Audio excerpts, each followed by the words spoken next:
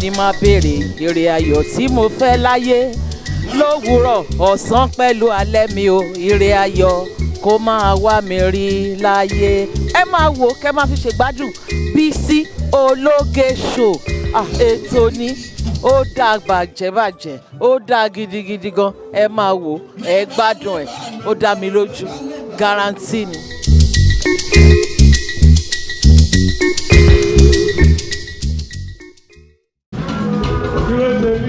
Ọba ní kọjá Oluomo ilé tiẹ̀. Ọba ní kọjá ẹ̀mí Oluomo ilé tiẹ̀. Ọba ní kọjá bàbá mi ṣe bàbá ó máa kọjá ní. Bàbá mi ṣe bàbá ó máa kọjá ní òláyé. Àyípadìbò lọ́dọ̀kùn ẹ̀ka òòrùn. Ọ̀rọ̀ mi lọ́wọ́ ló wà. Oluomo lọ́wọ́ ọba mẹ́jọ kẹ́mi ò sá olú.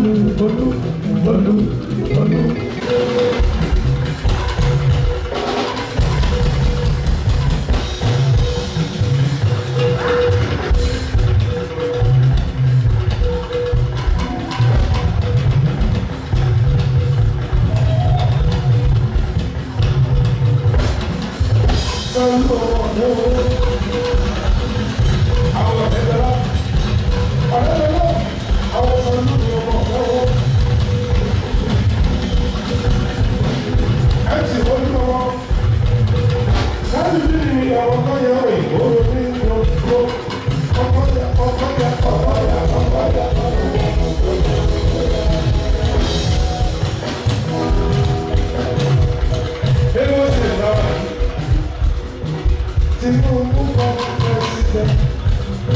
Tinubu for president.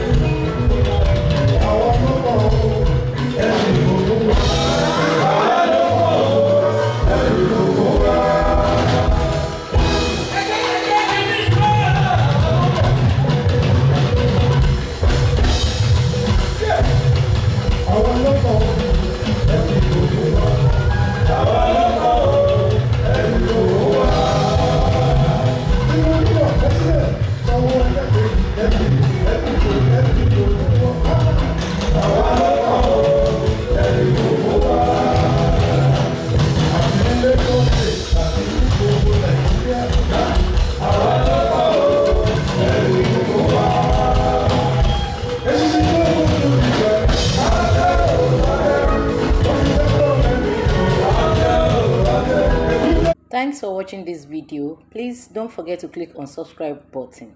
Kindly comment and share. We drop new videos daily. Thank you. God bless you.